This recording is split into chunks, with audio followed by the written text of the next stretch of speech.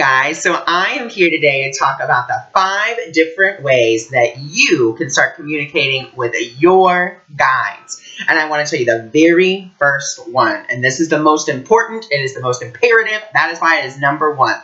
Okay, are you ready? The most important thing is you have to believe and trust. Okay, that's the most important thing. You have to believe that you have spirit guides. You have to believe that the universe has guidance for you, and it has sent it in the way of 33 sets of 33 guides that constantly follow you around, that are constantly giving you the guidance that you need to succeed on your journey. That is the very first thing. I have so many people that come to me and say, I don't have spirit guides. I'm not hearing my spirit guides. And the one question I ask them always is, well, do you believe that you have spirit guides? And the second thing I ask them is, how guidable are you? How willing are you to be guided? Okay? That's always a question that I ask people. Then the second way that you can get in touch with your spirit guides is through something that I know you all hear 100 gajillion times, which is to meditate. Now, I want to explain to you why meditation is so key. Okay? Why is meditation key? Meditation is key because what you're doing is you're quieting the monkey mind. You're making it be quiet. And as you are doing that, you are also releasing, and this is scientifically proven, that you are releasing within you the happy hormone. Okay? You're getting rid of the cortisol, which is the stress hormone, which makes us be like, oh, I'm stressed.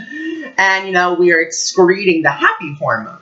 And that's the vibration we want to be in. We want to be in a happy vibration so our guides can speak to us more readily and more easily. And that's what meditation allows us to do. Our guides are 5th dimensional and higher. So they can only come down so far to meet us and give us guidance. So that's why we have to come up to them and we have to meet in the middle. And that's why meditation is so, so, so important. Now, another way in meditation that you can help to raise your vibratory frequency is very simple. Meditate with crystals. And once again, this brings us back to my first point. You have to believe that the crystals are going to help you. If you believe it's just a rock, then it's just a rock. If you believe that it is a vibratory alignment technology, then that's what it's going to be for you. And what I'm actually going to do in the description below, you're going to be able to find a PDF with crystals that help in elevating your vibration, okay? And, from there, let's move on to the third thing. Now, the third thing that you can do is you can use your imagination. I know that sounds weird. Use your imagination, but imagination is key. And that's what I write about in my book, The Intuitive's Toolbox, which I'll also post the link for below. You can buy it online for $3.99. So, imagination is key in connecting with those higher realms because, once again, it disengages from the logic center of your mind. And we want to disengage from that when we are doing our spiritual work. Because if we don't, we're going to get caught up in the, well, what does this mean? Consciously, what is this telling me? Or so forth and so on. We don't need to worry about that. We just need to receive those messages. So what you can do is you can imagine a funnel going from here, the top of your head, the crown chakra, all the way up into like space. And imagine, a very big opening. And then say, I ask to receive a message from my guides. Okay?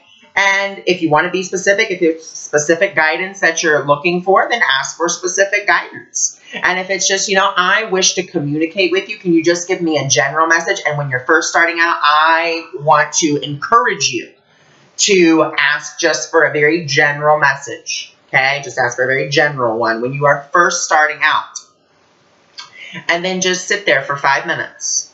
And you may hear something, you may feel something, you may just have a knowing, you may see a vision, you may see a word, you may hear a song, you may, smell a random smell, you may get a random taste in your mouth, you may get a random feeling in your body. Just allow the message to come through in whatever way. Don't put an expectation on it, because you put an expectation on it, then you have already made, you're already on your way to saying, okay, well, this is what my ego mind expects it to be. It's not Hollywood, guys. Merlin's not going to appear at the bottom of your bed and be like, it is time. That's not the way that it works. All right. And then the fourth way that you can begin to communicate with your guides, and I'm going to recommend this, and no, I've not been paid for this. It's just I truly admire her. Sonia Choquette's Ask Your Guides. This is a great way for you to start getting in contact with your guides, using this oracle to say, okay, what guides am I working with today? And then let's say that, let's go ahead and let's pick a card real quick. Okay, so let's see.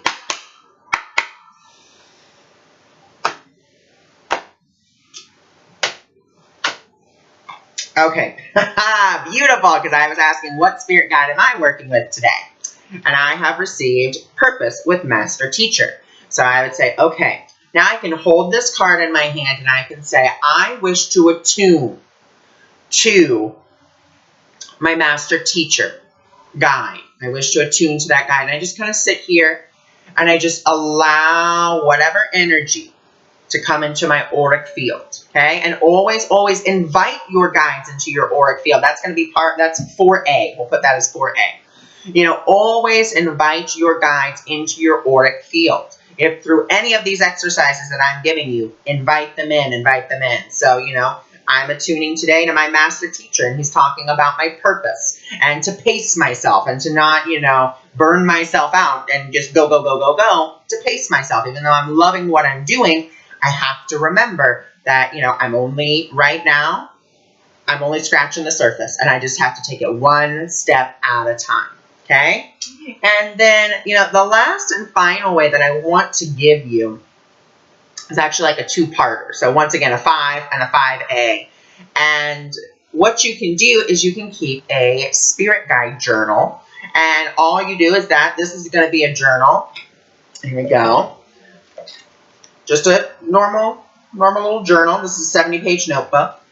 And what you're going to do with that is you are going to be able to write down any guided messages that you get. Oh, today I was in the store and all of a sudden I heard, the name crocus. I went to go look it up. It's a flower and it is directly in correlation with what I'm going through right now. There you go. Write it down. Because what that shows you is, oh, wow, I am getting guidance. And then also in that book, you can try to do automatic writing. Automatic writing is simply channeling. It's just a different way of channeling. If you have control issues like me, then it may be a little harder for you, because I don't like when things take control of me. I like to be in control. And that's why when I do automatic writing on the times that I do it, I have to use my left hand, because I can't really control the pen with my left hand very well. And so my guides are able to write a little bit more. All right. So those are the 5 ways that you can begin to communicate with your guides. Okay. And so next week, what I'm going to be doing is I'm going to be talking about 5 ways your guides communicate with you. And don't forget, I'm going to be putting the PDF for the crystals that you can work with to help you raise your vibration. Okay? So I look forward to speaking to you next week, and I send you all my love.